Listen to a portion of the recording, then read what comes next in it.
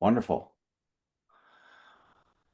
We have a pretty tight agenda today, so I'm going to go ahead and start the meeting off. And as folks trickle in, um, if you are an FSCAC member, please feel free to come off the screen and show yourself so the members of the public know who is on the committee. With that said, good afternoon and welcome to the July 27th public meeting of the Federal Secure Cloud Advisory Committee. Today's meeting is a continued focus on agency adoption and reuse. We will look at the available data and what that tells us and where this committee can produce practical recommendations during the remainder of 2026.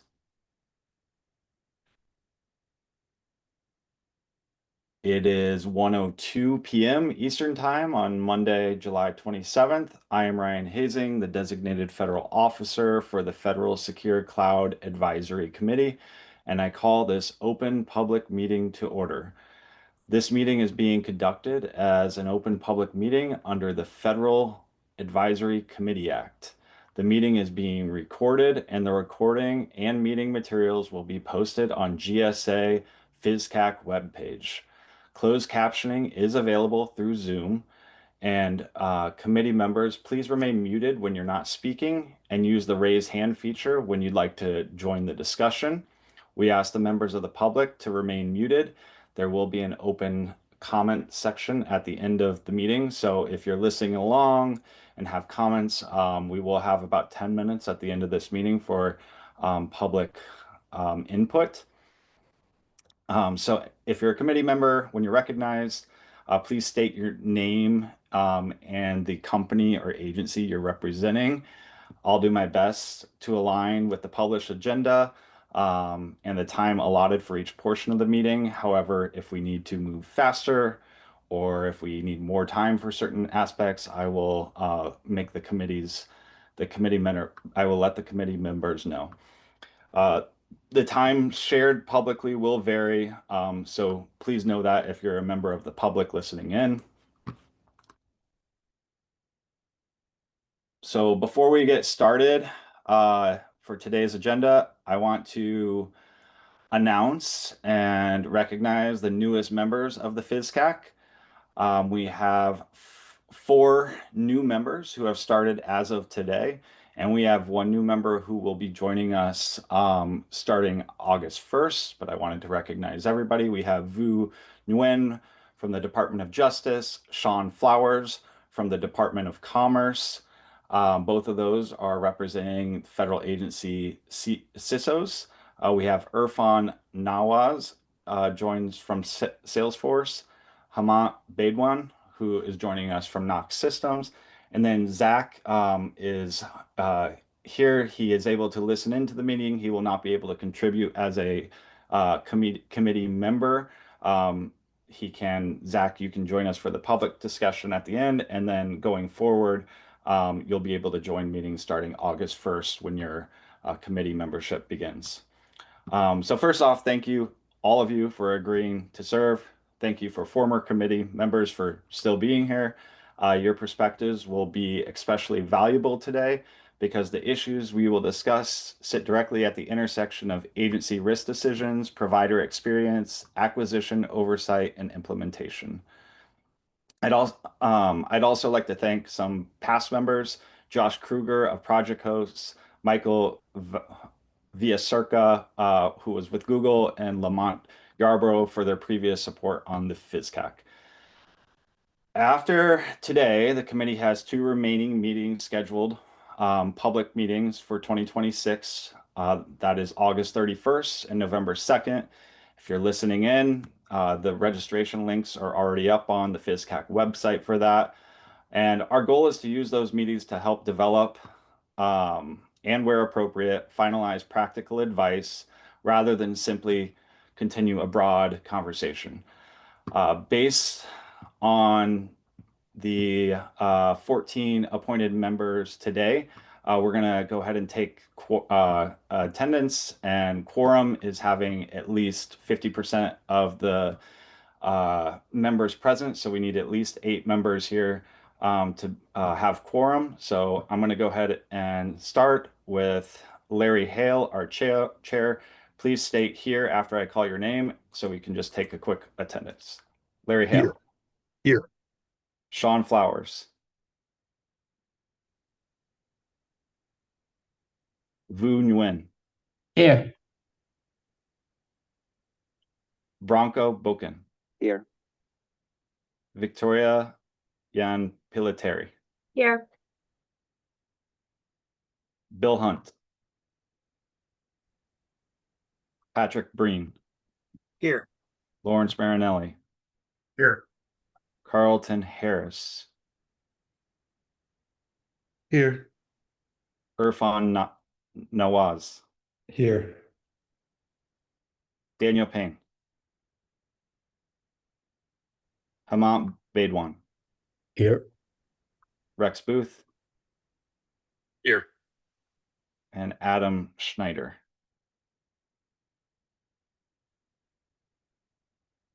All right, so doing the quick math, I think that means we have 10 out of the 14 members present, so we do have quorum. With that, I'm going to go ahead and pass it over to our chair, Larry Hale, for opening chair remarks. Thank you, Ryan. And I'd like to welcome our new members, also our returning members, and everyone joining from the public. And as well, I join Ryan in thanking our former members for their contributions to the committee and for their continued interest and involvement as members of the public. Now, at our last meeting in June, excuse me, we reconvened the committee. We reviewed how FedRAMP has changed and identified a broad set of areas where the Federal Secure Cloud Advisory Committee, FSCAC, could add value. Those areas included agency education, excuse me, reuse practices, acquisition inspector general, engagement, automation, and clearer guidance on agency responsibilities. Today is the next step. We're going to use the data to narrow the discussion. We're going to use data to narrow the discussion. We do not need to solve every reuse challenge in one meeting, and really, we shouldn't try to. A successful meeting will identify a few barriers to reuse that are most actionable for this committee, select one or more achievable work products or areas of focus, and identify members willing to move that work forward before the next meeting, the August 31 meeting, and move that work forward through subcommittee meetings. So later in this meeting, we'll also look at the current FedRAMP Authorization Act and discuss whether future reauthorization could strengthen the statute's reuse provisions while preserving agency responsibility for risk-based decisions. So here's how we'll use our 2 hours today. First, Pete will provide a quick briefing on certification growth and agency authorization activity. That briefing is intended to establish a common factual baseline, not to treat every data point as a perfect measure of production use. Then we'll have allocated 35 minutes discussing barriers to agency adoption and reuse and possible FSCAC work products. We can adjust timing based on how long the FedRAMP reuse brief goes. Then after a short break, we'll also allocate 30 minutes to reviewing the reuse provisions in the current FedRAMP Authorization Act and considering targeted opportunities or language that we can provide to the GSA administrator as recommended potential future language for the next reauthorization. We'll then reserve time at the end, as Ryan said, for public comments and closing remarks. Now, throughout the discussion, Ryan and I will keep bringing the committee back to two questions.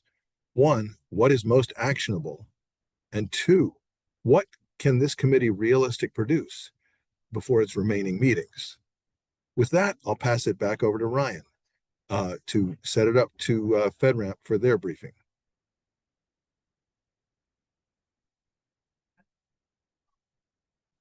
And Ryan, you're on mute still.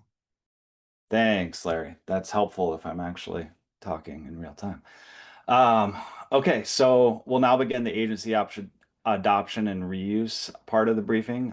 Pete's going to talk us through the available historical and current state data, including important limitations and how agency ATO activity is reported to FedRAMP. As Pete presents, committee members should feel free to ask concise, clarifying questions. If you have a question, please use the hand feature to raise your hand, and we'll make sure you get a question in. And then we'll reserve the broader discussion about causes, barriers, and recommendations for the committee to discuss at 1:40. Um, Unless this ends earlier, then we'll go ahead and jump into that earlier. So with that said, Pete, gonna pass it over to you.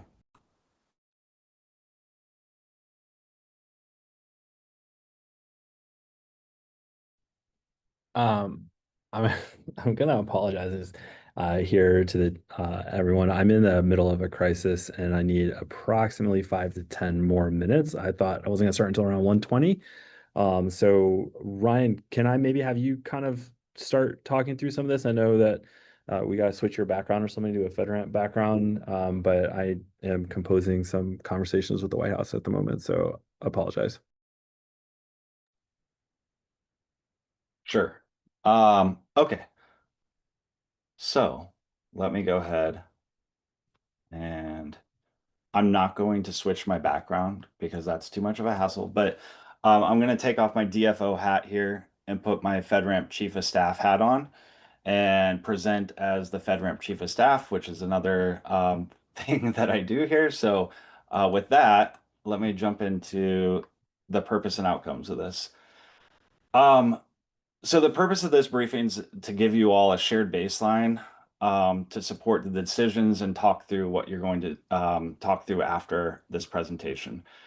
We want everyone to leave the briefing with the same general understanding of how the supply of FedRAMP certified services has grown, where agency ATO activity is occurring, and where available data has limitations. There's three outcomes we're aiming for. First is a shared data baseline. Second, identification of the highest value barriers that may be preventing faster or consistent reuse. And then third, moving toward a more concrete FSCAC work product. So as I share this data and you review it, I encourage you to look for not for a single perfect metric and more patterns associated with it. Um, where do you see adoption appearing most efficiently? Where is it concentrated at different agencies? Where might education policy process, acquisition, and tooling make a measurable difference? I do want to make sure everyone here is aware that the data you are about to see is data that FedRAMP has from federal agencies. That means that this data is likely incomplete, most definitely inaccurate, but it at least provides you what we know. So federal agencies are required to send FedRAMP their ATO letters. We know for a fact that does not always happen here at FedRAMP. So the data we are reporting out on today is based off of the data that we have. With that said, let me jump to this next slide here. Okay, so what you see here, this really establishes the scale of the data set. Right now, FedRAMP has tracked 590 unique certified services over the full period presented in this data.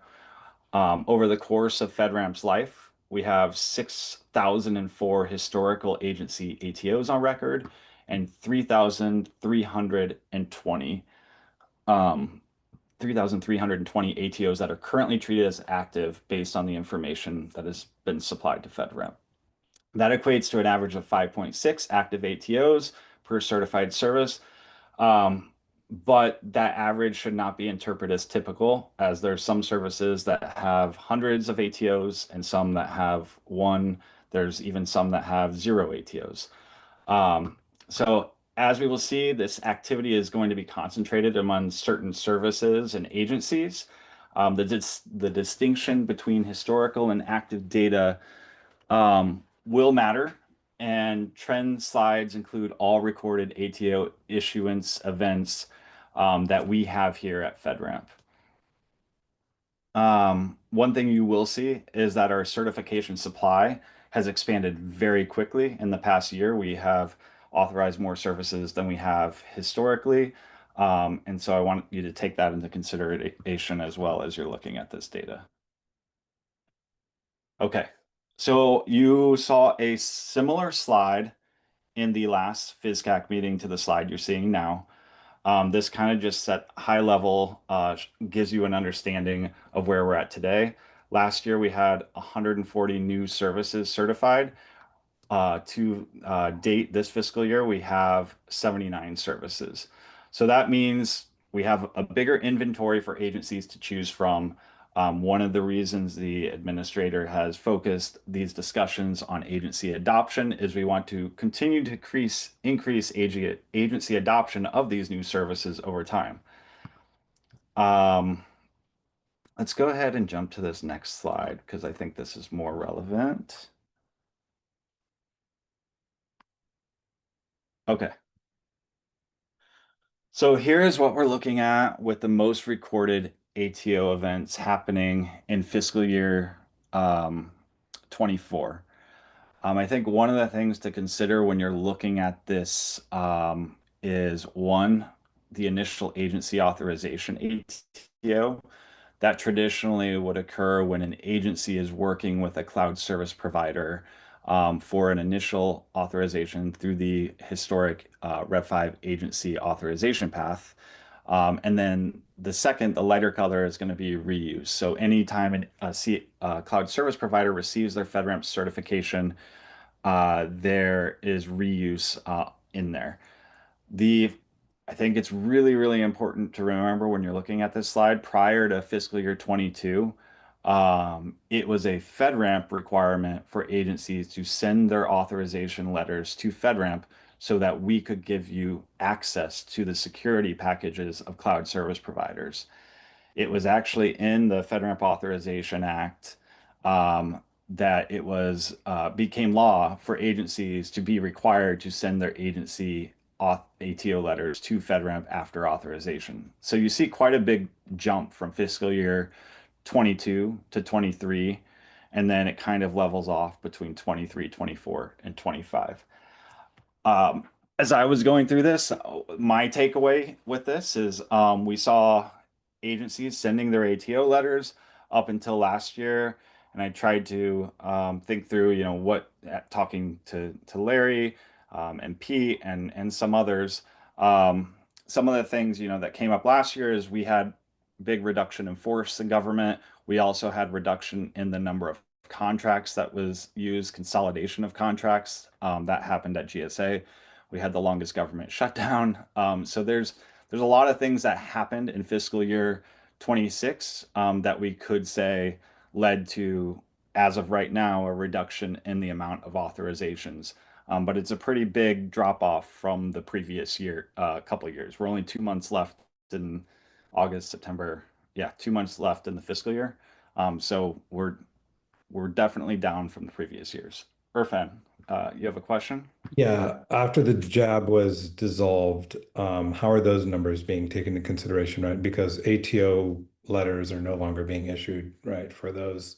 So yeah, that's a good point. So the Joint Authorization Board, when it was dissolved, had 58 total JAB authorized systems. So automatically, as soon as the jab was devolved, those PATOs, provisional authorization to operate, which the jab issued, were removed from here. So it's not a big number, but also that's what we're tracking here is the amount per year that are issued with a date. So for example, fiscal year 25, there were 1,213 federal ATOs with an issuance date in the fiscal year 25 life cycle. So it doesn't really correlate to this mapping much. And we are still continuously getting ATOs for former JAB systems because those are still FedRAMP certified systems as of today, and agencies are still issuing authorizations for the use of those systems. All right, I'm going to jump to the next slide. Sorry, I'm doing a little back and forth here. Okay. So here we're looking at agencies with the most recorded ATO events in in fiscal year 26 to date. The purpose is not to rank agencies good or bad by agency size, mission, organizational structure, acquisition activity, and reported practices, but the concentration gives us a useful place to investigate. Um, what are higher activity agencies doing differently? Do they have a standard cloud authorization process, clearer roles between the CISO and authorization officials, established acquisition pathways, repeatable review templates, or stronger internal confidence? One achievable FSCAC contribution could be to capture those practices and translate them into guidance that lower volume agencies can use. That data helps us identify where to begin that peer learning effort.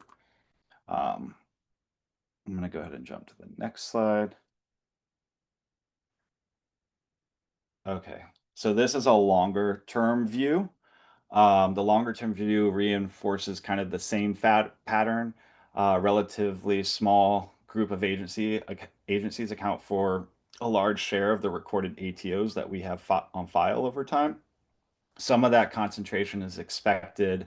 Larger departments operate more systems, they have more bureaus serving more components, they may have more demand for commercial cloud services, so reporting behavior also matters. Still, sustained high activity suggests that some agencies have developed institutional capability to review and adopt and reauthorize FedRAMP services repeatedly. Rather than asking every single agency to invent its own process, FSCAC could help agencies identify the common elements that some of these agencies at the top are using. The question is not whether every agency should produce the same volume, it's whether the lower volume agencies can borrow best practices that reduce unnecessary friction and improve confidence. Okay.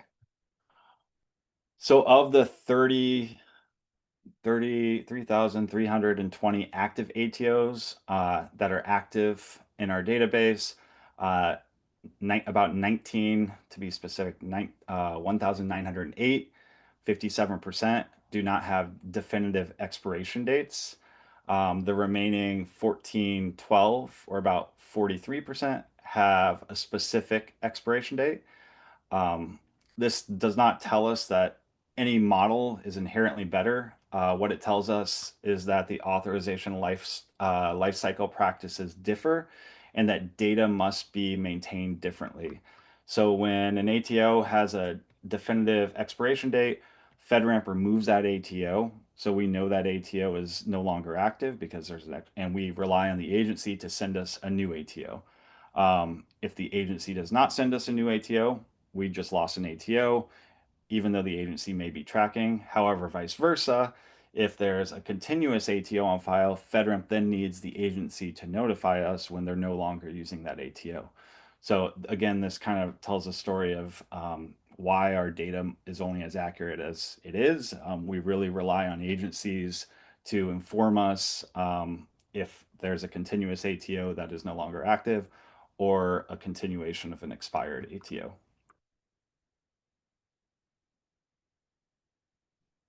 Okay, this is there's a lot of talk about the changes in FedRAMP.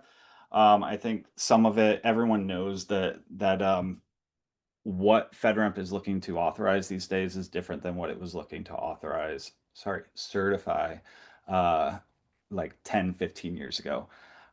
So out of all of the active ATOs, if you look at the FedRAMP marketplace, some of the services have multiple service listings. So they might be listed as an IaaS, PaaS, and SaaS. So what this is counting is the overlap.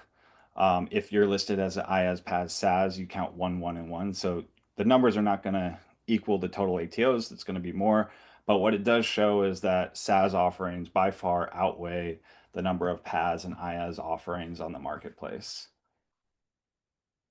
I'm going to move to one more slide. Okay.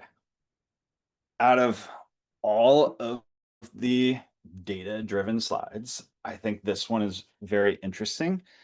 So I find this one interesting in the context of the discussion the FSCAC is having because it's showing that if a service was certified in the past 5 years, and we have 374 services that were certified in the past 5 years, of those 3,300 ATOs, active ATOs on file, only about 1,200 to be 1,255 are of those are for those services. For the 216 services that have been authorized 2020, 2021 in advance, there are 2,057. Um, so I think what this shows is that there's a slow curve, that basically if you get authorized, it doesn't necessarily mean you're going to get 10 ATOs right away. The longer your FedRAMP authorized, the more reuse you're going to get. That's my takeaway. I'm happy to let FSCAC members decide on their own. That's the point of sharing this data and having that discussion. But basically, once a service is author or certified, more agencies use, and maybe there's more trust when there's more agencies using the service. Um, so one of the questions that we'd love to figure out is there anything we can do as the Federal Secure Cloud Advisory Committee to promote reuse earlier? I'm going to jump to one last slide here, and then we're going to go to the committee discussion aspect. Okay, so I think all this timing is especially relevant to FedRAMP 20X. The absence of visible agency ATOs for 20X should not be treated as evidence that this model has failed or agencies are uninterested, especially considering the slide that you just saw. Um, until the release of CR 26, which we released last month, FedRAMP dropped that. All 20X services were operating in a pilot context. So the production certification pathway is new, and Class A doesn't open until August 3rd. Class B and C don't open until August 31st. After certification, agencies are still going to need to identify a use case for a service that's certified. They're going to need to complete acquisition activity. They're going to have to review the certification materials, and then they're going to ultimately have to make an agency risk decision and issue their ATO. So based on those normal steps, we would expect initial visible agency ATOs in uh, early, mid to late fiscal year 27. So FSCAC's role can be to shorten that cycle. One specific question is how agencies can learn about services approaching certification early so that they can align procurement activities without creating unfair preferences or implying an agency commitment. It's 1:30 before certification is complete. I see that Pete is back, and Pete, I just did your whole presentation. I love it. Thank you But very much. I'm so sorry about that. Um, and again, that was Ryan talking as the FedRAMP Chief of Staff, briefing you from the PMO side rather than as the DFO running the FSCAC. So Ryan, you can put your DFO hat back on. A few points I just want to really emphasize on that. One is that we're going to be working with OMB to try to see where we can get some of this data, but we aren't sure how much of the decrease in cloud use ATO is a lack of notifications to us versus agencies just not doing it anymore. But in general, probably a little bit of both. But also we have seen our agency, like we know for a fact that a fairly significant portion across the federal government of the staff who traditionally sent us those letters are gone. And we also know for a fact that there are hundreds of ATOs that were done this year, of a lot of services, including a significant number of 20X services that you read about being used by agencies and they haven't sent us their ATOs. So that's just it's a kind of an eternal reminder that it doesn't really matter what you put in the law or what you put in an OMB memorandum. Sometimes it's hard for agencies to keep up with things, and sending us ATO letters is one of those. Otherwise, any other questions from folks you want to throw at me on this topic before we go to the rest of the discussion?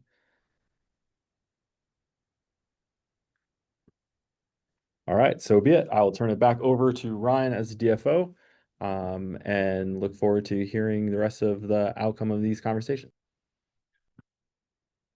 Cool. Thanks, Pete. So we're gonna move to the data briefing, as Pete said. Hoping this data gives everyone a common baseline. But the value portion of today is going to be what the committee chooses to do with it. So for this block of the meeting, we're looking at three concrete outcomes. First, identify 2 or 3 reuse barriers the committee believes are most actionable. Second, identify one achievable work product or recommendation to develop before the August 31st meeting. And then third, identify members who are interested in helping draft or review that work. So Larry will lead the discussion and I'll help track themes and keep us aligned to focus areas on the slides. With that said, it looks like we're a little ahead of schedule, so that is actually great. It gives the committee more time to discuss and deliberate. So Larry, I'm going to pass it over to you here. Yep. Thank you very much, Ryan, and thanks, Pete. So, excuse me, today I want to frame our reuse discussion as a call to action for industry. As FedRAMP certification supply grows, the question is not only what can government do to improve reuse, it's also what can the cloud service providers do to make reuse easier, faster, and more trusted across agencies. Agencies need to make mission-specific risk decisions, but CSPs can play a major role in reducing uncertainty, improving transparency, standardizing information, and helping agencies distinguish between what has already been assessed through FedRAMP and what truly requires agency-specific review. So our goal today is to identify practical actions CSPs can take to help make reuse the default and not the exception. So I want to begin with the first question that Ryan just outlined. Did any of the data we just saw change or sharpen your view of where reuse is breaking down? Now, we can discuss how to make reuse more routine, what high activity agencies may be doing differently, or how to reduce repeat or renewal, how to reduce repeat or renewal burden, how to distinguish reliance on FedRAMP certification from the agency's own risk decision, and how to improve measurement. So please take some time to read through each question, but the intent is not to answer every question. Rather, use these questions to start thinking about the work we'll begin to produce. And as members speak, I'll ask us to identify the underlying barrier and whether it's something that FSCAC can influence through education, guidance, recommendations, engagement, or a proposed policy change. So let's jump to the next slide and begin our discussion. Larry, before we continue, we do have a question from one of our committee members, so I'm going to pass it. Great. Yeah, Bronco, go for it. Thank you, Larry. Thank you, Ryan. I just to set the stage, I need a clarification on reuse versus adoption. To me, reuse sounds as a reuse of agency ATO versus adoption of already certified, FedRAMP certified offering. Is there a difference there? And also the follow-up question is what comes first, FedRAMP certification or agency ATO?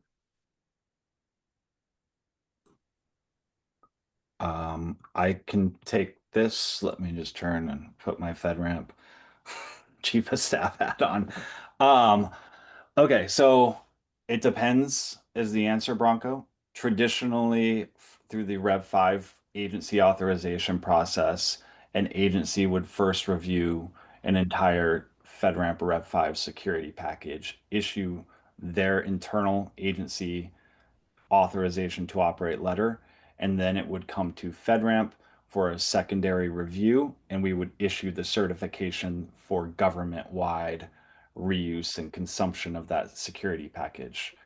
FedRAMP 20X, the cloud service provider will directly work with FedRAMP to get their FedRAMP certification, and reuse will happen of that certification package will happen after.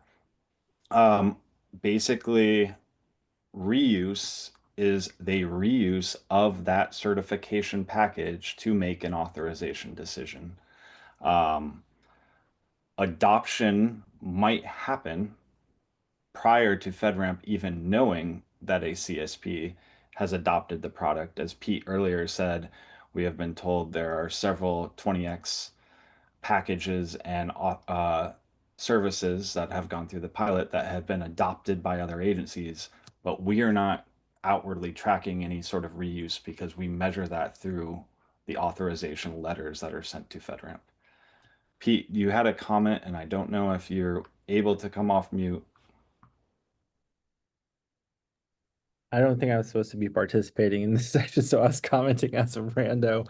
Um, yeah, so the law is very clear that the process is reusable and that FedRAMP certifications are used to perform ATOs, which is different from the historical language. So effectively, the best thing to do is just use. An agency uses a FedRAMP certification to do an ATO. And if 50 agencies use that same, you could say that certification has been reused 50 times, but it's easier just to say it's been used 50 times. Thank you. Does that help answer your question, Bronco of CISA? That helps. And just one more follow-up to make it clear. Agency A cannot reuse or use Agency B's ATO, another agency's ATO. Correct. Okay. Every agency needs to issue their own authorization for a service for their use and their risk, their whatever data they're putting into the cloud service provider. Authorization, but can an agency use another agency's package, authorization package? No. Okay. So like you're getting into nuance of some complexity that would be outside the scope of FedRAMP, or basically you can do an ATUs. One agency can use another agency's systems, but you'd be using that agency systems, not the cloud service provider systems, even though the cloud service provider might be leveraged service in the agency's system. So ATUs require a federal official to be fully responsible for the system.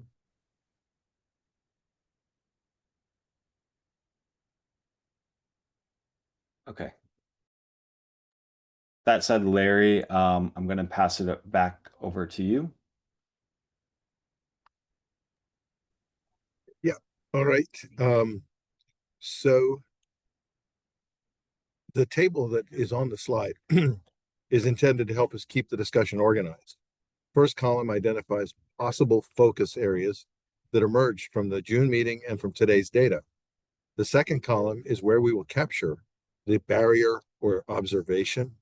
And the third is where we'll capture a practical FSCAC output, committee output. For example, under agency education, the observation may be that agencies interpret their FedRAMP responsibilities differently. A possible output could be an audience-specific guide for authorizing officials, acquisition teams, or system owners.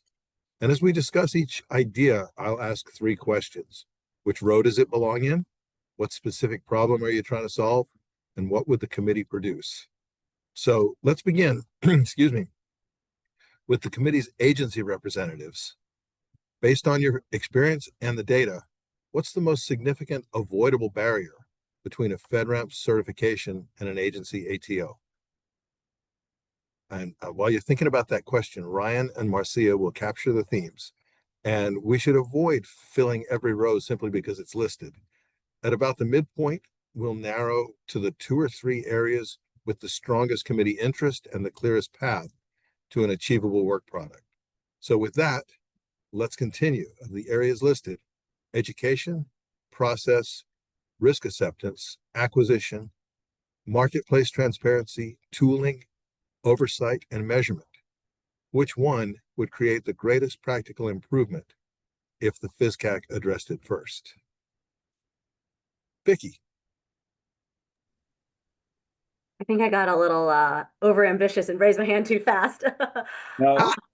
I actually really like what you put in the agency education. I do think there are a large group of federal stakeholders that have used the historical FedRAMP process that don't quite understand the nuanced changes from old to new. This could be a lot of bang for your buck, especially on some key roles, explaining some of the deltas.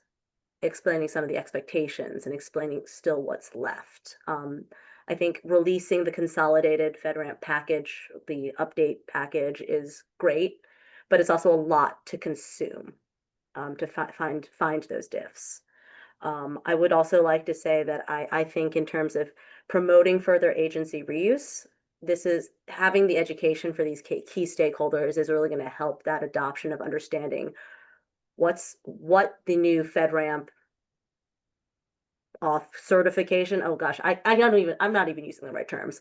What the new FedRAMP is offering and what the agencies have to do on their end for an ATO. As I have said in the past, I do think the 20X KSIs are really great for continuous monitoring. They give a fantastic snapshot and serve as a great entry to the marketplace. However, there is still a significant delta between the 20X requirement to controls or KSIs or capabilities, whatever you want to call them, and the baselines or tailored baselines, which most federal agencies rely on to manage risk.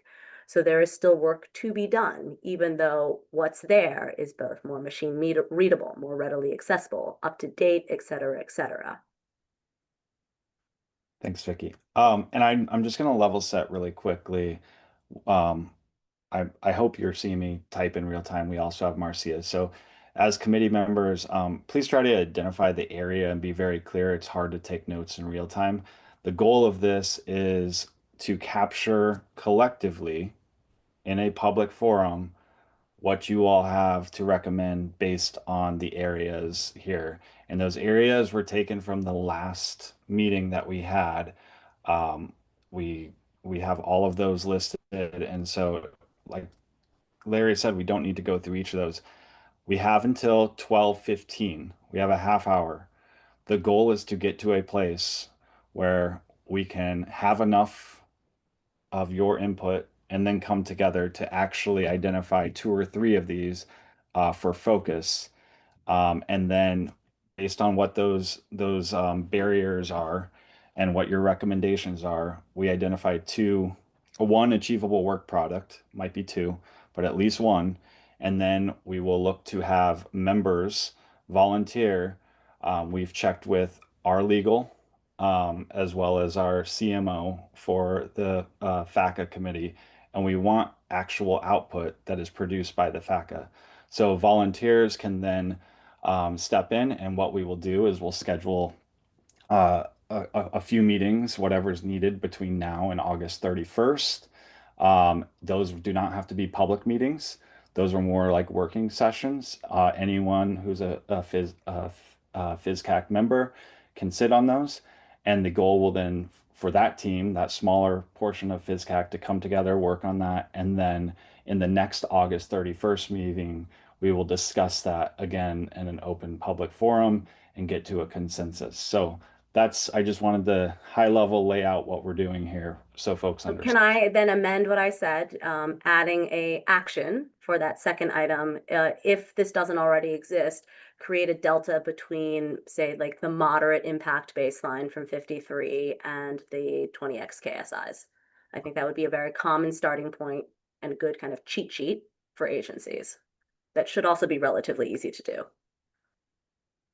So I am sorry because I'm like have five screens up. Create a delta. A delta between, say, the moderate baseline, or we can discuss whatever, and the KSIs.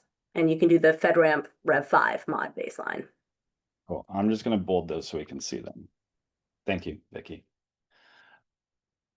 Rex, please Hi, introduce. sorry. Yeah, so Rex Booth, so at Cell Point. Thanks, Ryan. Look, I just want to ask a little bit of a fundamental question, and apologies if I take us backwards or if this, was sufficiently covered earlier. But based on my kind of interpretation of the data that we reviewed earlier, I just want to make sure that the adoption or the lack of adoption is a problem that's founded in data. What I saw was variations in terms of certain agencies having higher adoption rates, et cetera. But does that necessarily mean that other agencies are missing out on the opportunity to adopt? Meaning, in my mind, what might be helpful, and maybe this is one of the outputs or the action items that can come out of this, would be to take an inventory of the I don't know, a handful of agencies, maybe all of them if we have it, see what systems they have within their inventories, and then identify instances where they haven't adopted a FedRAMP package, or haven't kind of taken advantage of the opportunities that FedRAMP allows for reuse. Um, and that would indicate where they are kind of duplicating effort or being inefficient, et cetera. Without that kind of analysis, I'm at least, again, my interpretation, I'm not sure that we're looking at a problem that exists based on data, but open to kind of course correction and other interpretations.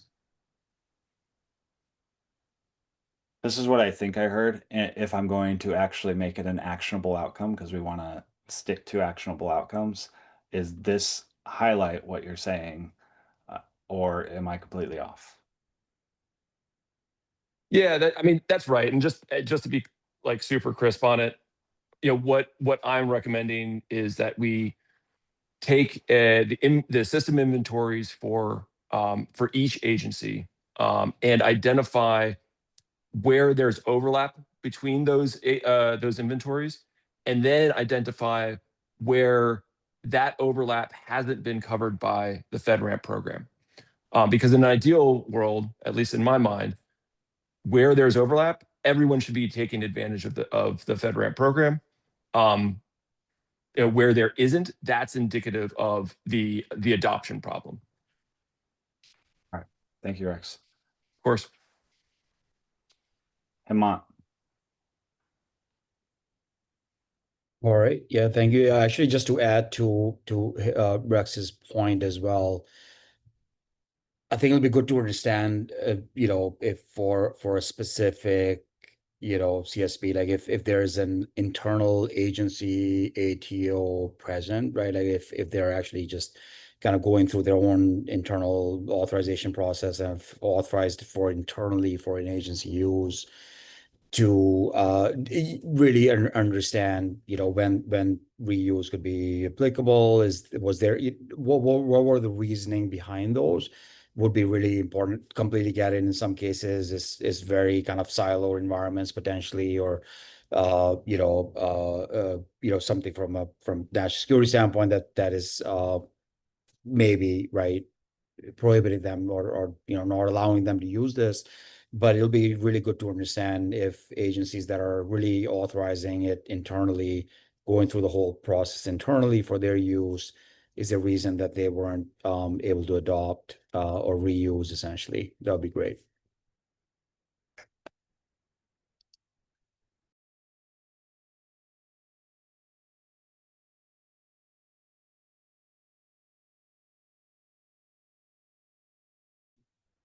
Bronco. Just wanted to echo to what Hemant and Rex stated, that data doesn't necessarily support the demand for these services. It is hard to tell whether there's actual demand for adoption or use of already certified offerings. So the question is, how can we measure the actual demand?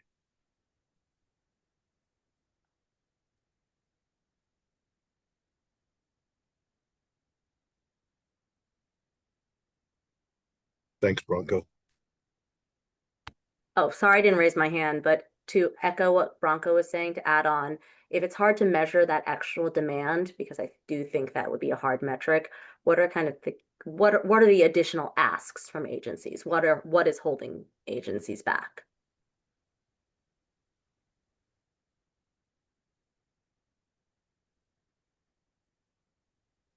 And would that be the barriers that we're trying to discuss, list, identify? I mean, it could be framed as either barriers or a wish list. Additional resources or supporting resources.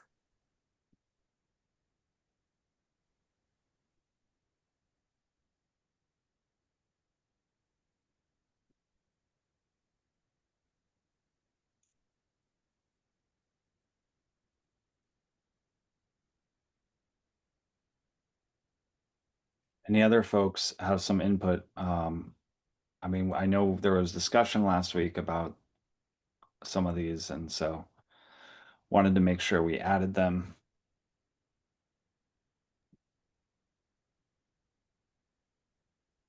And of those that we've identified, what would the consensus be of what's the most actionable? What does the committee want to run with to make the most difference, to have the most impact between now and to create some actionable recommendations between now and our next meeting on August 31st.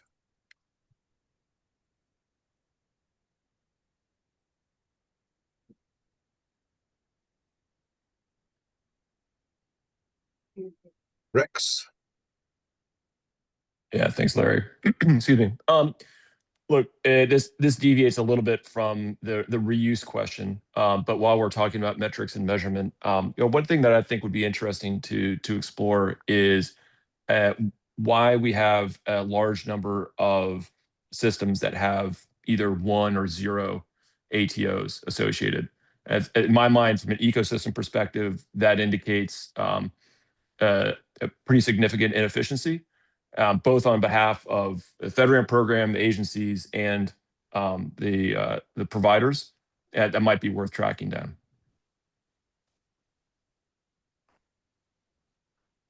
Thank you.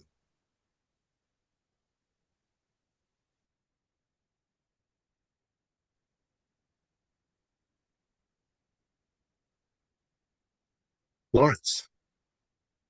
Good afternoon. I think my comment more closely ties to the action to create a delta between moderate high baseline Rev 5 and KSIs, and my thought being, that directly impacts to a fairly large degree, right, the agency use of 20x, right, currently, and I think into the future, right, all agencies still need to map things to NIST controls. I know we don't like uh, mentioning the mappings directly, but the when you are asking agencies to interpret things in their own way from the KSIs, right, that can slow things up, right? If you can at least give them a roadmap to assess whatever the KSIs are bringing to the table against the specific controls, because at the end of the day, the KSIs are just a group of controls, right? That you guys have made it easier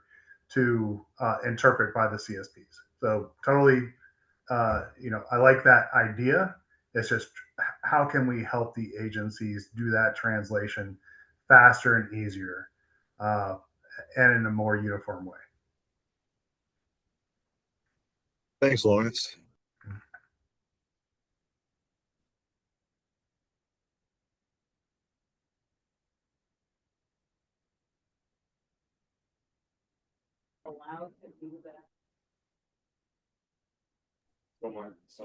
I thought that would have stimulated another comment or a rejoinder, but I appreciate it. Even a thumbs up. But yeah, thanks, Lawrence. So I guess I have a comment. I don't know whether it's going to come across more as a question or comment, but whenever I see whenever I see uh along those lines of like where the KSIs play and where FedRAMP 20X is going, at least from my perspective, part of what my understanding, the way that things had convalescent come to understanding in my mind is that we have an abstraction layer now that helps understand across the controls, like same as what Lawrence said, understand you don't want to say mapping, but nonetheless, it does map somehow to control requirements. I guess when we talk about adoption and willingness to adopt, is there an understanding of the true outcome of that layer? Because again, for me, thinking about historically the way that governance uh, work, like a lot of people like to focus on a body of evidence, like how do you answer to a specific control, where my understanding of where we're going, we're now at a layer, it's providing more of an outcome, the potential for more of an outcome layer across a bunch of body of controls. And how does agencies understand to leverage that layer to get to their ATO? Hopefully, I don't know if that rambling made sense, but this like whenever I hear whenever I hear how the KSI is playing and what the adoption problem, what what's really the adoption problem, and do the metrics make sense, et cetera.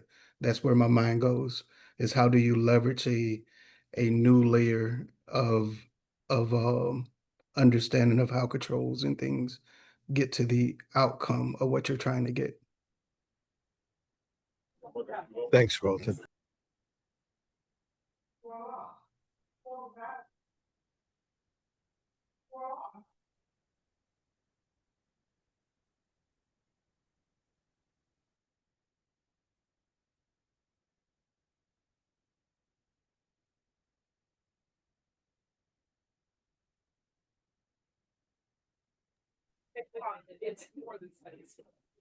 We've been here for almost an hour. Is it, we had until 2:15 to continue this discussion.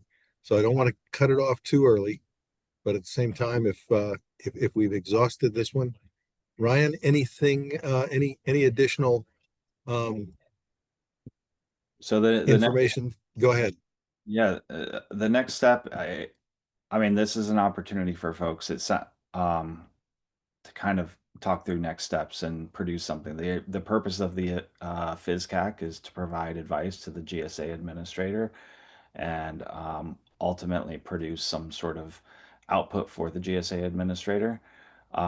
So we have a few actions in here related to reuse, adoption, or use and adoption, I should say. We can go ahead and if there are no more, you know, if you do not have any additional input, we can figure out what we should vote on here for a smaller group to come together and provide some sort of output for the GSA administrator. Uh, I I think I scared Irfan and Vicky here, so you guys, let's go with Irfan and then Vicky can take it. Yeah, I mean, maybe just to double down on the metrics and measurement, right? Like being in the GovCon world, working in these processes, every agency, right, has some type of process or tool that they use today to track their ATOs, right? And I know under actions, we have each agency take system inventories. I think we have to be realistic about maybe all of the agencies handing over, all of this data. And then the other action is, how can we track internal ATOs?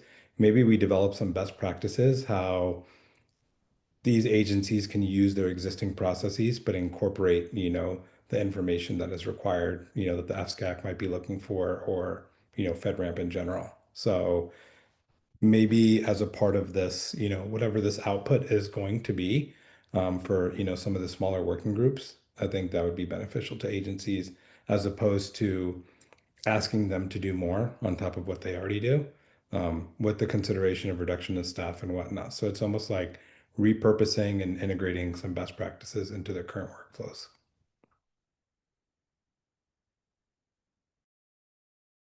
Thank you, Thanks. Irfan. Vicky.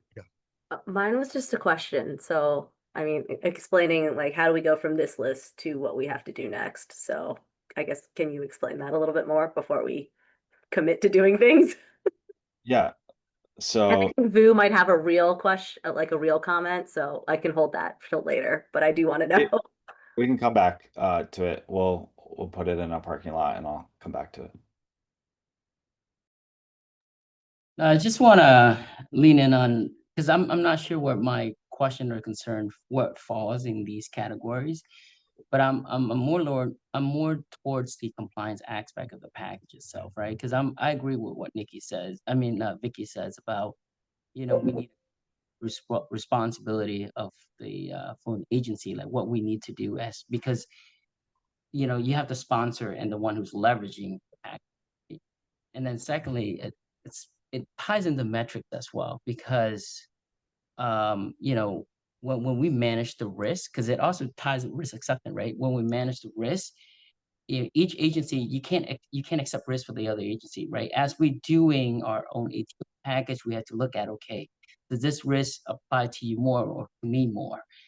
The thing that I'm concerned with when I leverage services in the past is that the CSP, sometimes they don't work under the same timelines from a compliance standpoint as we do.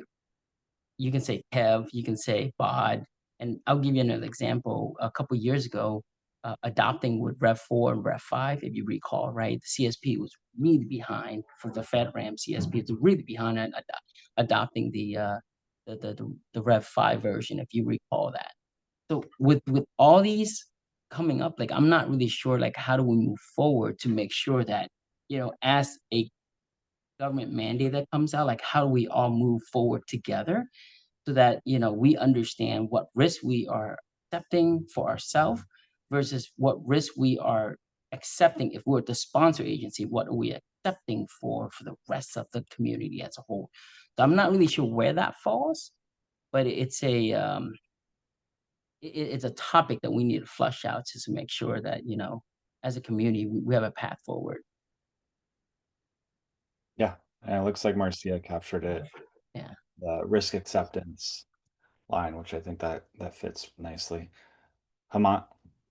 No, I was just gonna agree with Vu there. I think from a previous seat as well, right? I think understanding very clearly what risks an agency has accepted, and to make sure that, you know, is that risk that I'm also willing to accept as an agency, right? I think agencies, CISOs, CIOs go through that quite a bit.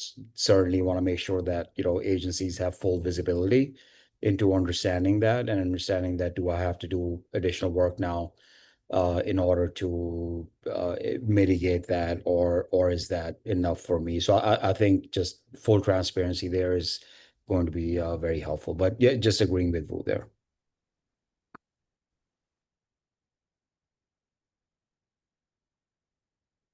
Sounds good. Clear delineation between agencies' responsibilities and the CSP's responsibilities, and the agency's responsibilities versus other agency responsibilities.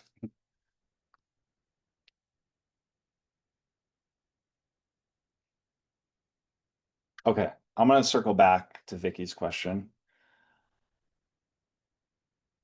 So, how do we get there? The idea today is not to complete any sort of deliverable. The idea is solely to, as a group, and you know, we have some folks, I think we can take a hands up poll, or somebody makes a suggestion and we can plus the different areas that everyone seems to have consensus on that we need to focus on. We come up with 2 to 3 barriers. And those barriers are barriers that you all believe are actionable. It's not that the FSCAC's not going to go and make things happen. What you're going to do is advise on how to help with those barriers. Ideally, you know, Irfan said this, and I think it also goes to show in the slide that shows federal reuse. The federal government is half the size in many areas that it used to be. So giving agencies and the personnel at agencies or FedRAMP a bunch of things that we need to do is challenging. Of course, you can always do that. That will go to the GSA administrator. However, if we really want to be effective and effective FSCAC, I would highly suggest looking outside of having agencies do more and FedRAMP do more, and think about ways that we can work as a community to help improve this process. So with that said, we have till 12:15 to come up with a few. Then the work product, whether that's a recommendation paper, it could be a playbook, and it's not necessarily that you all have to create the playbook. If you create a recommendation paper that you say industry, form a working group to create a playbook. There's a lot of things here. The sky is the limit. This is your show. You were all chosen FSCAC members because of your expertise in the realm of cloud security and FedRAMP. So that is up to you all on how you want to go. And then ultimately, working on this, if you have strong feelings about this, join the working group, come with something already drafted and share it with your colleagues at the working group. If you just want to be there and contribute in person, be there in person. But ultimately, outside of these public facing meetings, this group will come together and we can figure out, depending on who joins these working groups, if that's once a week for an hour, once a week for 2 hours. It's really up to you all and your time commitment and what you want to put into it. No one's getting paid here in this FSCAC. Everyone in this committee is volunteering. So we understand, this is your time. But that is how we'll, Vicky, did I answer your question or did I just, okay. So with that said, Larry. Well, Ryan, let me just jump in because for the sake of transparency and for the members of the public who are observing this meeting, any product from those working groups is going to be shared at the next public FedRAMP, FSCAC meeting. So there's no secrets, no hidden agenda. The output, any decisions to be made on the working group output will be done in a public meeting. So again, it's just a matter of we don't want to spend these meetings actually, making these working sessions. These meetings are for discussion, deliberation, and decisions. So we want to be able to break out into smaller groups by volunteers and actually creating work product, which then gets shared and discussed in public at the next and future public meetings. So I just wanted to clarify that because we've got some 55 people on this meeting right now, and only less than a dozen that are actually on the committee. So just wanted to for the sake of everyone's knowledge and understanding and respect of the FACA laws. Thanks. Yeah, it's a good legal clarification as well, because that is the only way we can do these public working groups is if we're not determining final input for the GSA administrator. That has to be done in these open meetings. But the idea is for you all to create something that the rest of the FSCAC committee can vote on in the public forum so that the public is aware. So Larry, do you want me to kind of go through these and do a raise of hands? Yeah. Okay. Yeah, let's recap them and see if we can get a straw poll on which ones generate the most interest and engagement and the most interest in volunteering to discuss in a working group. Okay. Let's go ahead and start with, I think there was a lot of synergy around this one. Agencies interpret responsibilities different. That was our example. But also that is something Vu kind of brought up in the risk acceptance area. We had an action for that, which was actually let's start with the barriers, 2 or 3 barriers, and then we can go to actions. So I want to just throw it out there. Agency interpretation of their responsibilities versus FedRAMP's responsibilities. Is that something that folks would get behind? No. Okay. Why doesn't somebody on the committee throw something out? But we did get 1 thumbs up there from Irfan, which I appreciate.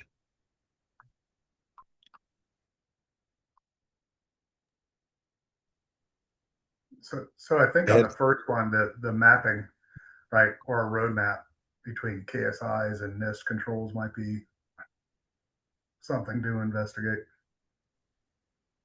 Yeah, I think there was a higher consensus around that one in the discussion for sure. So just to be very clear, Lawrence, I'm fine with adding that. I do think there was a consensus there. If, however, that would be more of a work product or recommendation.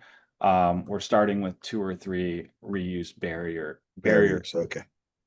to use, and it could be. I think a couple folks said that.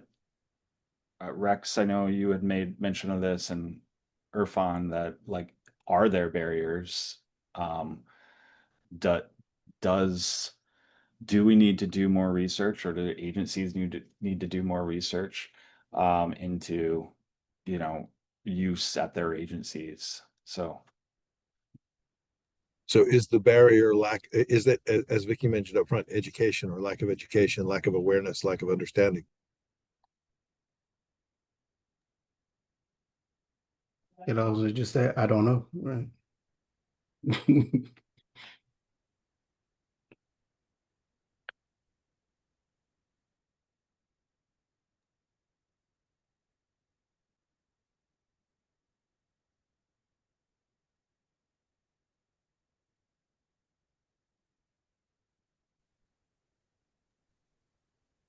yes, please, Irfan and then Bronco. Yeah, I mean, I'd just chime in and say the answer to that question is yes. I mean, I'm seeing it in action on a weekly basis, monthly basis when, we're having our, whether it's our Kanban calls or whatever calls we're having with agencies, they have a certain interpretation of what, where the program is headed and what they're currently doing. And there's that disconnect, right? So I definitely think this is one of the key challenges we're dealing with.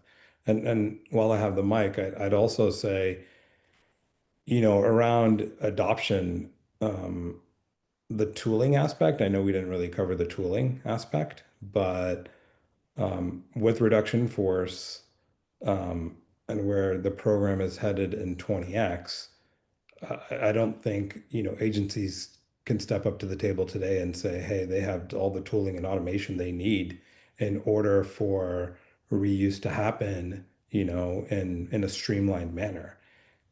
As we look at the numbers, from when 20X kicked off and the backlog, was dissolved and all that great work happened, the goal of the FedRAMP program is to enhance the number of certifications on the marketplace. So if we're marching towards that speed, and agencies today don't feel like they have the education, the tools they need to be successful, then if we're not tackling those issues first, how's the FedRAMP program and the industry going to be set up for success 6 months from now, 12 months from now? So I think these are all questions we should kind of be asking ourselves. But Lawrence, that my response is really to double down on your first bullet. So. Okay, thank you, Irfan. Bronco, you're next. My comment was we really need to hear from agencies what the roadblocks and barriers are. Most of us are only making assumptions, though we do have a few agency representatives on the call. I do represent CISA, but in a very different capacity, so I don't have that insight. It's all secondhand insight into what barriers agencies may be facing. So we need to start with true agency representatives on the committee, and probably go outside of the committee and hear from agencies, hear the firsthand real stories and real barriers. Yeah, thank you, Bronco. I think that ties well to the lack of awareness and could be some sort of achievable work product around that. That is, is there something that the FSCAC can either recommend or working group? So I put that in there unless someone tells me to take it out. Hemant. Yeah, I think just on the doubling down on the first point, lack of awareness, education, but also is it, I mentioned that some agencies are kind of doing their own internal ATOs and authorization potentially. Is it, is it because of like the authorization level? So for example, yeah, they may be able to see that something is FedRAMP low or moderate, certified, like is that or class C or D, or class C, for example, and they need for their use, for their impact level, they need that to be high. Like, is that there? So I think there is a part of education there as well. From agent standpoint, you really need that to be at that authorization. But second, is that the reason? Again, I think that's like we need to hear from agencies, but that could be the reason. I'm guessing just from my previous experience, but that's something that'll be good to understand as well.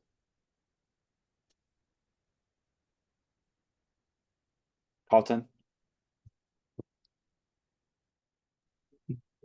I think I'm probably another one doubling down on that first bullet as well. I think what I was about to say got addressed as well, because what I was about to say is addressing it from when we look at the FedRAMP lack of awareness and education about FedRAMP processes. I was thinking of it from the perspective of the mapping of those KSIs to what agencies and CSPs historically know how to use whenever it comes to the controls and the way Rev 5 had worked versus where FedRAMP 20X is moving towards. But I think one thing I would add, a different perspective I would add to this discussion is how FedRAMP has become, or the trust that FedRAMP has developed over the years whenever it comes to interoperability for other frameworks. How do those other frameworks look towards the direction that FedRAMP is moving in to be able to continue that reciprocity and things that are given towards those cloud service providers?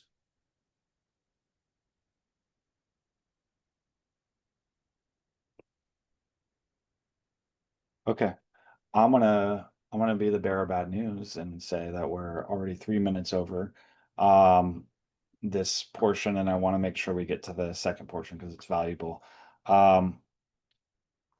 It seems like the lack of awareness and training is in.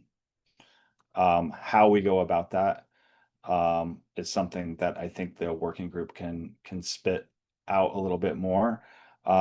Lack of tooling and automation was something that Irfan said, and I think it's a good one unless somebody has something better. But that would give us two things to at least focus on, and then we can. I think those actually tie well to tooling with, if one of the big products has created delta between Rev 5 and KSIs, but like I think these are really good discussions, high level discussions to create a working group for and produce an output, but I don't want to commit to what we're doing today because that is up to you all and your working group.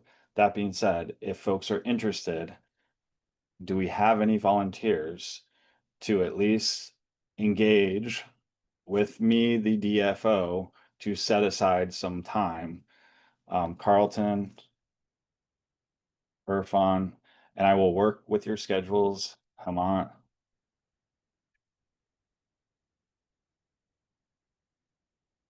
All right. Vicky, I don't know if that's like 1,000 thumbs up or I mean, it was just one, but I feel like, okay. sure, yeah, We'll 1,000 thumbs up, we'll 1,000. include you here. And Awesome. we have that's a great next start. I can reach out to folks and schedule something. And Boo as well. Great. And if folks change their mind, there's also a couple folks who didn't make it just because they didn't make the live meeting today. They may want to jump in as well. So we'll set some time up to produce something between now and August 31st. And that we want to kind of, because this meeting's in public, we want to stick to those topics. How you guys go and do that and determine what you want is really up to you all. And we'll work with schedules and make that happen. That being said, we're 5 minutes over. We can either skip our break or do a 5 minute break. I think a 5 minute break would be helpful. I'd appreciate it. Okay. So let's go ahead, do a 5 minute break. And then we'll see if we can catch ourselves up here. Come back at 2:26. Thanks, everybody.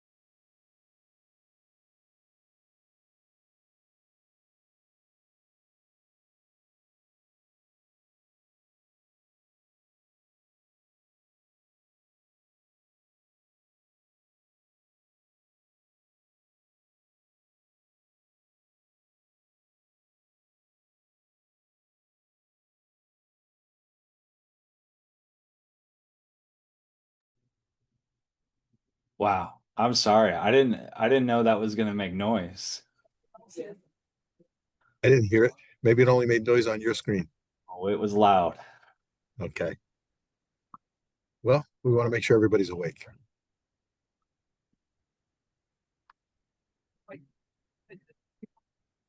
Let me do a quick refresh of this because I just updated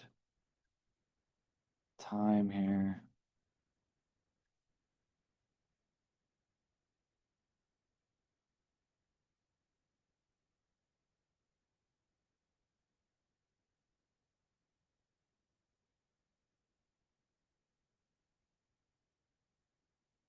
Vicky, Vu, Rex, Carlton, are y'all back? Got Rex. Yep, I'm back. Thank you, Carlton.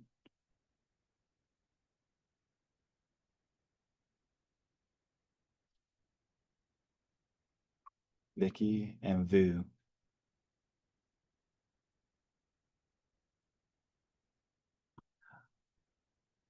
Well, Larry, given we've already gone 6 minutes over, let's just go ahead and start, and then folks can catch up when they join.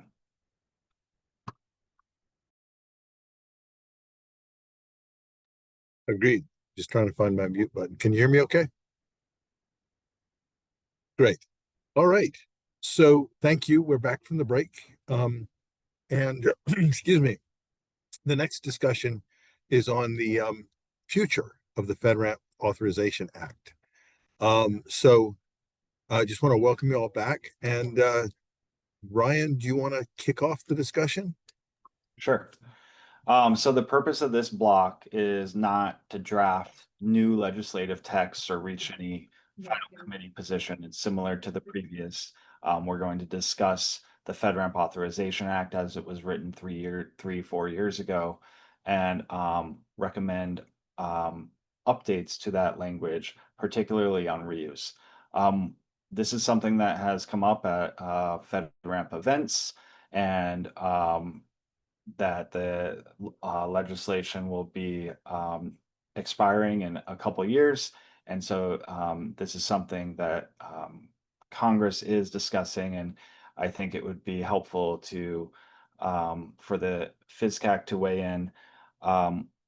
One thing I will preface is the meetings that we have today are public, and when we originally put out the Federal Register for the FSCAC notice, the focus was on agency reuse for the 4 meetings. We can pivot that discussion, and it might make sense to do so to open up the avatar to focus on the FedRAMP Authorization Act as a whole and other parts of it. If the FSCAC deems necessary, we can make an amendment. But today we have to stay within what was posted in the Federal Register. So the focus today is solely on the reuse aspect within the Authorization Act. Okay, so the current act creates a substantial statutory foundation for reuse. First, Section 36. It's 2:30. Apologize. First, Section 3613A2 requires an agency to confirm whether a FedRAMP authorization already exists before beginning a new FedRAMP authorization process. Second, and this is an important provision to state explicitly, that Section 3613A3 directs agencies to the extent practicable to use existing assessments of security controls and materials in FedRAMP authorization package when authorizing a service that is already FedRAMP authorized. Section 3613B adds accountability when an agency concludes that the existing information is wholly substantially deficient. The agency must document those reasons, and there's actually further clarification. FedRAMP in the CR 26 requires agencies to send that to FedRAMP. So if we are seeing that packages are coming in and are not good for agency reuse, we should get information from agencies to tell us why. Section 3613C requires that agencies provide an ATO letter, and we've talked about that a little in the reuse and some of the challenges there. And then finally, Section 3613E establishes the presumption that FedRAMP assessment materials are adequate for agency ATO. So taken together, the statute's logic is that you should check for existing work, use it where practicable, document material deficiencies, report the resulting ATO to FedRAMP, and presume the package is adequate unless a specific additional agency need exists. So this discussion is whether that intent is sufficiently clear and consistently implemented.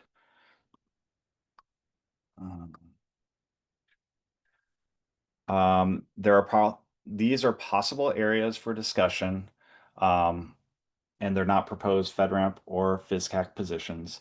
One opportunity is to clarify that the presumption adequacy means operationally, what should an agency accept by default, and what work should not be repeated. A second is to clarify the meaning and documentation of a demonstrable need. The goal would not be to prevent agencies from addressing mission-specific risks, but to make clear when additional requirements are justified and how they relate to particular control implementation. A third is to focus incremental agency review on the agency's own use case, integration, data, and mission risk, rather than reassessing controls that are already covered within the FedRAMP package. Fourth is accountability and transparency. The statute already requires ATO letters be provided to the GSA administrator, aka FedRAMP, but the data shows inconsistent reporting. And then finally, any recommendation should preserve the agency's responsibility to make its own risk-based decision. So the objective is less duplication, greater consistency, not a centralized acceptance of every mission risk. Bronco. Once again, I'm just seeking clarification on the previous slide. I assume FedRAMP authorization means FedRAMP certification. See, yes. And that is my being around way too long and trying to get something that's in my head for 10 years out of it. I apologize. Thank you. But that's right, because also the law references, they're specifically using the term FedRAMP authorization. So I wanted to clarify that. And also the question, then the next question is, moving forward, or for the purposes of this discussion, we should think in the context of FedRAMP 20X. When we talk about reuse of FedRAMP certifications, that should be in the context of FedRAMP 20X, not necessarily Rev 5. That is up to you all. You can talk either or. It is. I think the focus is on FedRAMP 20X, has been on 20X, because there is not reuse with that, and it's it will be a new type of author certification for FedRAMP. So a focus there would make the most sense. Remind us again, what's the sunset date for Rev 5? Rev 5 sunset date is June 11th, 2027. Thank you. Larry, I'm going to pass it over to you here. Okay.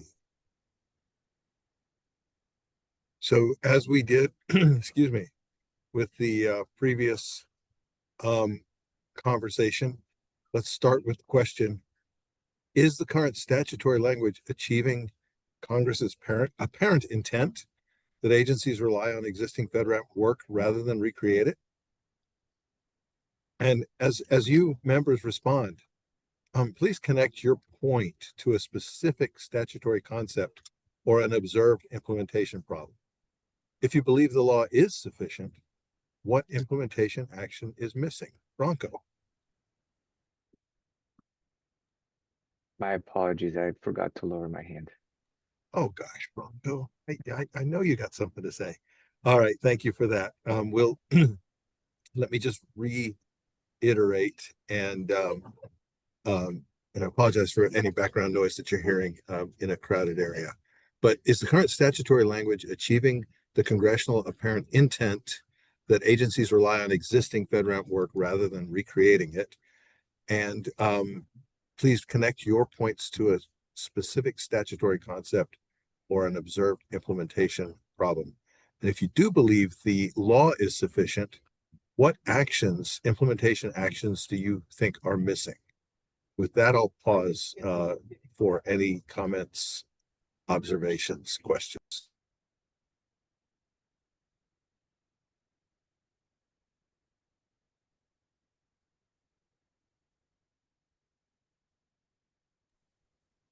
So as a committee, what we're talking about is this is an opportunity to make recommendations to the GSA administrator. So we're not directly commenting to Congress. We as a committee are chartered to make recommendations to the GSA administrator. So this is an opportunity to look at the existing legislation, and make our recommendations to the administrator. It would be GSA administrator's responsibility to take any legislative action on behalf of this. But this is the committee's opportunity to make recommendations to the administrator. So just in case there's any concerns about, should we be commenting on this or not, we're only making in a public forum, making recommendations to the administrator. So again, with that, just in case there's any concerns.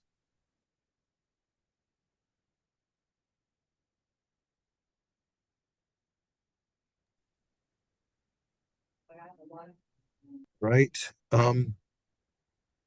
Let me just also then follow on with what I ended with. If you believe the law is sufficient, what implementation action is missing?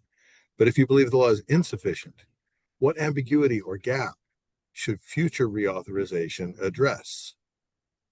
And I'd also like each proposed solution to be placed into one of the four categories that you see on the slide: legislation, OMB or GSA policy, agency guidance and education, or operational tooling and reporting. And again, we're not wordsmithing potential amendments to the law today. We're discussing barriers to reuse, and areas where we would want to make recommendations to the GSA administrator potentially. And also what we're really doing is highlighting and identifying things that we can take into a working group to actually create, refine, come to a consensus on potential recommendations to the administrator, which we can then discuss in open forum at our next meeting. So we're trying to identify the 2 or 3 concepts that merit further development. So let's jump to the next slide and look at some of the focus areas we can use as a starting point. And as I mentioned, these are the areas that we want to categorize our responses in.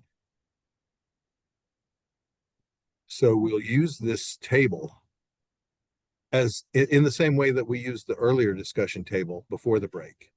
The first column is the current statutory concept. The second is the implementation issue or opportunity. And then the third is a potential recommendation. For example, under existing FedRAMP authorizations, the opportunity may be clearer direction on when and how agencies should rely on an existing certification. The possible recommendation might be statutory clarification, OMB guidance, or a standard agency process. So I'd like us to focus first on 4 lanes that connect most directly to today's data: use of existing assessments and the presumption of adequacy, the demonstrable need exception, agency reporting of ATO letters and lifecycle updates, and transparency or reuse metrics. So Ryan? I have a screen up, and I do want to point out, as the in-house resident timekeeper, we have 20 minutes left of today's meeting. So if we don't get to this and decide on anything, we can roll this into the next meeting, and we at least have one working group to start creating product on, and we can use the next meeting to discuss this further, because I do want to make sure that we give some time to the public at 2:50 to make public comment. So Exactly. with that, let's go ahead, and are there any suggestions that would like to be added? Bronco, thank you. I do apologize to everyone. I tend to talk a lot, and my intent is not to be difficult here, but I think what we need is clear guidance on the intent of these concepts. It is up to the lawyers to decide whether the intent meets the letter of the law or not. I don't think that, at least I'm not qualified to discuss that, but better understanding of what is really intended under these concepts is needed first before we can have these discussions. Thanks, Bronco. And Yeah. consistent understanding, making sure that at least all committee members have the same understanding of those concepts, that we're not talking over each other and misunderstand what's meant by the terminology. You mean like having 14 committee members and 16 different opinions? Okay. Thank you, Bronco. Yes. Carlton.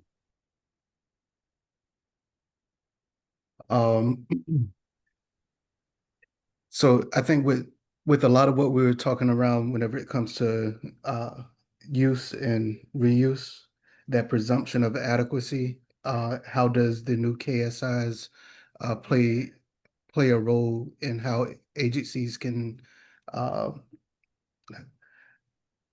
achieve that presumption of adequacy as they look towards their own risk and perform their own ATOs?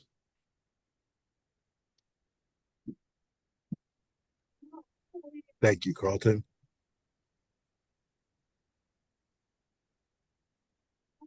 And then I guess the gap that I would say is there is probably along the lines of what we were talking earlier as well, just education and what the roadmap and expectation actually is whenever someone is doing those type of things.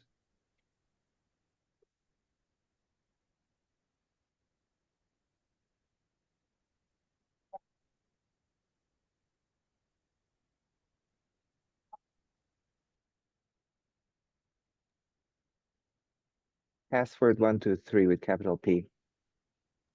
Sorry about that. Tricked everybody and made it 5, 1, 2, 3, 4, 5. My kitten stepped on my keyboard, so that's one of the great things about working at home is difficulties. So I apologize for that. That's how you generate complex passwords, is let the kitten walk on your keyboard.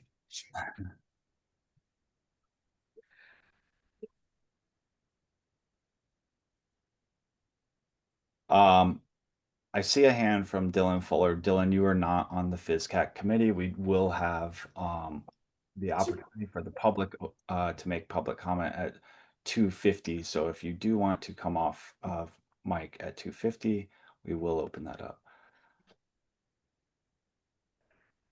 Well, Carlton, your hand is still up. okay, thanks. While I still have it, I guess I'll add one more thing. I guess the concept of FedRAMP was to be a reusable program federal wide. I think I'll back up some of what I said earlier whenever it comes to that trust with other compliance frameworks that's being put in place. Where does that actually, how attention to that is actually given? I think I've heard previously where the position was increase the number of FedRAMP authorized uh, CSPs in the marketplace. But at the same time, as we look from a government-wide perspective, how does that go align with how other agencies are looking towards FedRAMP for reciprocity and trust, et cetera?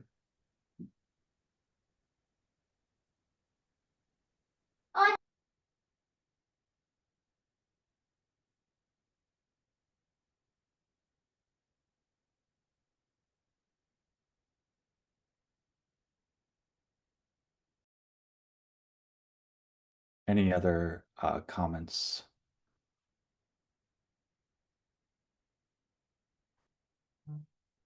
Irfan. Yeah, maybe just taking us back to some of the previous slides.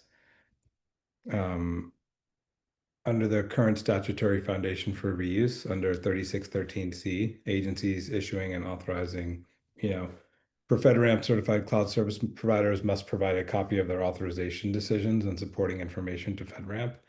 I think one of the questions posed here for the committee is the current statutory language achieving Congress's intent? I think there's a disconnect there, right? Because from the beginning of this call, as we looked at the metrics, we talked about this decreased number, right? Over the last reporting cycle and authorizations. And as we're sitting here and we're discussing our agencies accurately reporting, et cetera, et cetera. I don't know if we're fully meeting, the intent of that language today, or if agencies are, if there is no enforcement, right, mechanism for them to be able to do so. So I just thought that was interesting when I look at the actual statutory language. So just maybe a topic for discussion or consideration with the committee. Thank you, Irfan.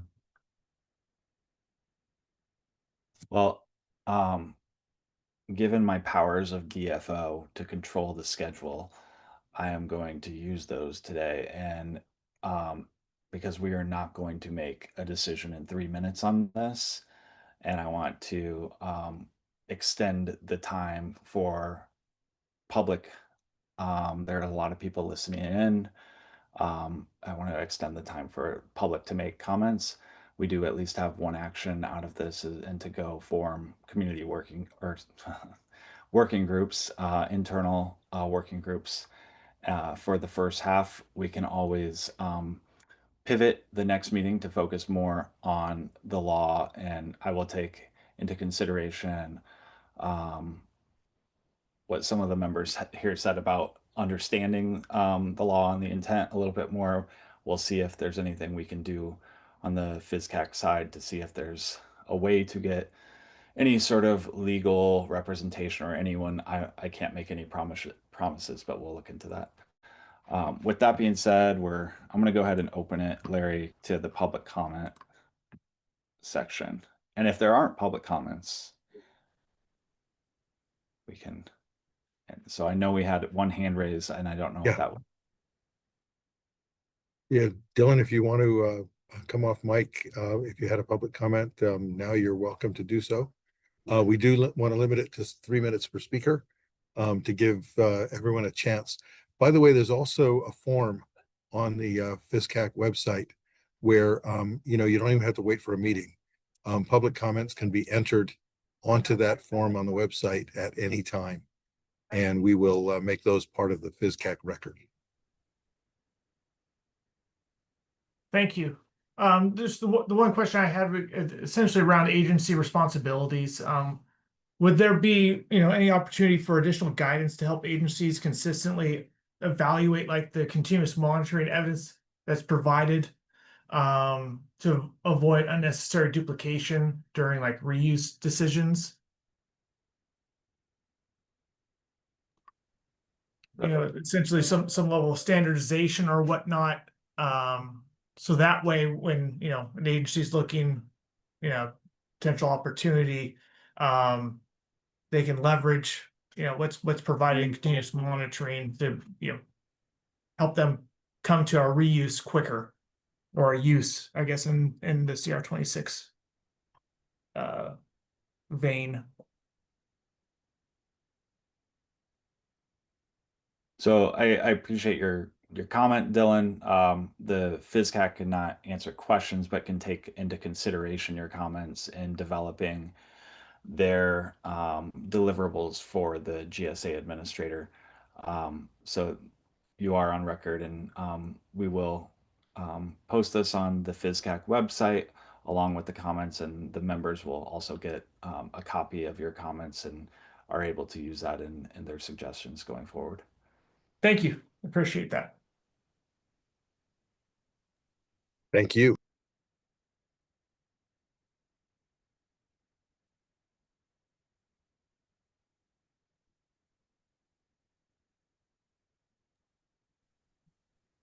Others, any others?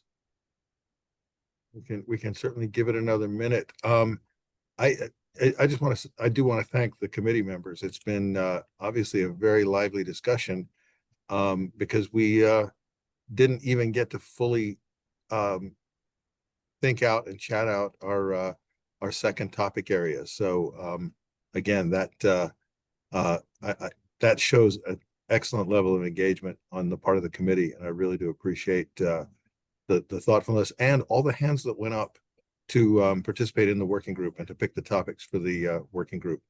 I'm excited about that. I know Ryan is as well.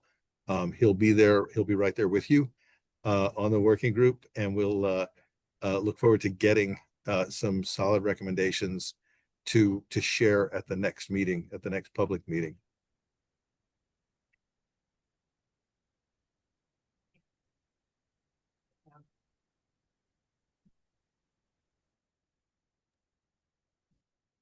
That said, we can go ahead and All right. I will. I'll start my wrap up message, Ryan, and then I'll hand it off to you. But I do want to thank the committee members for a thoughtful and focused discussion.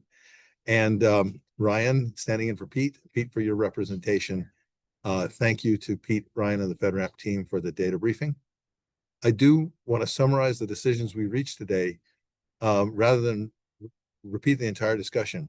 Ryan, can you please pull up the working doc that we used today? And 1 second.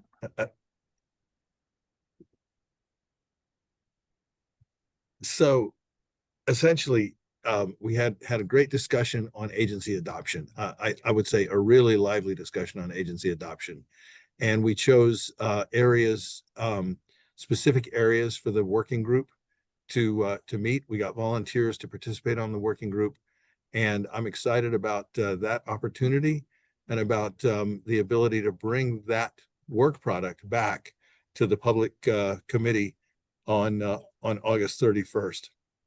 We took a break and then we discussed the Authorization Act. And I recognize that we didn't leave a lot of time for discussion of the Authorization Act, and B, there's that's an act of Congress.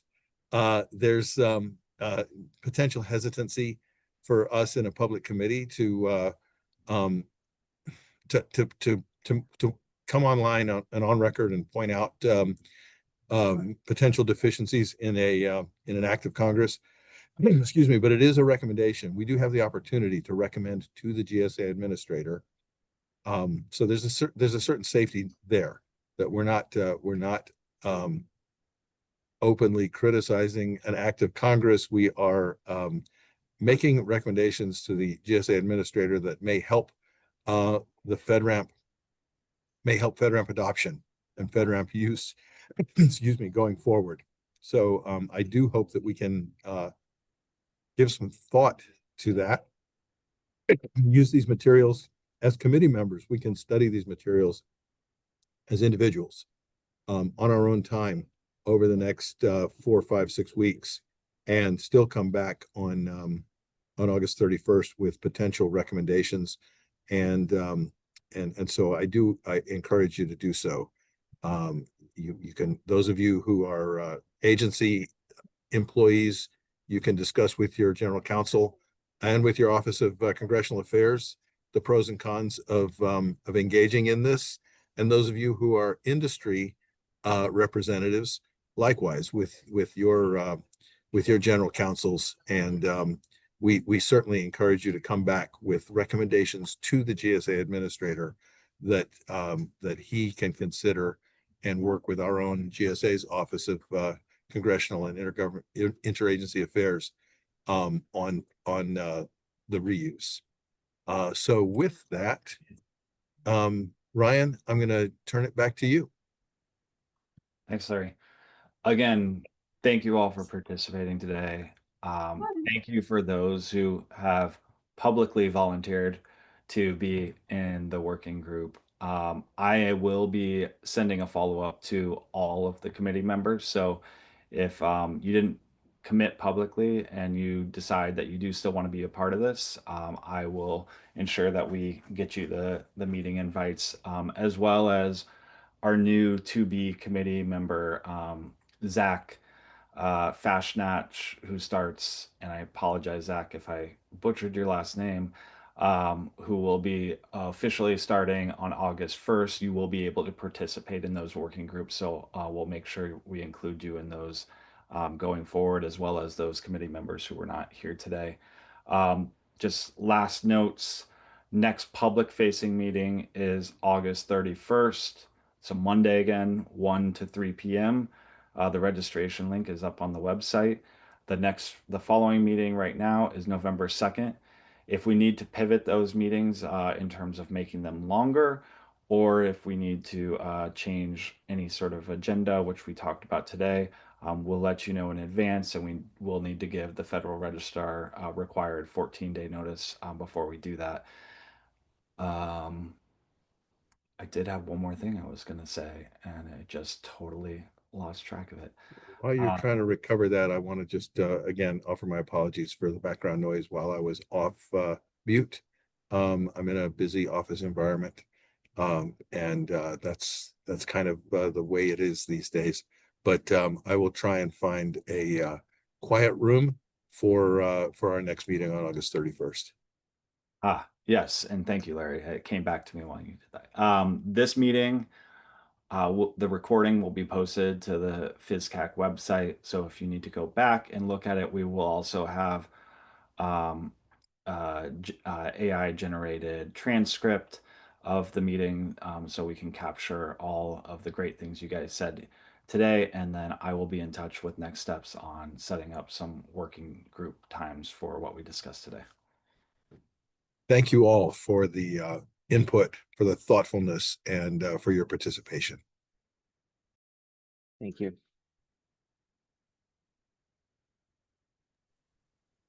I think with that, the DFO is going to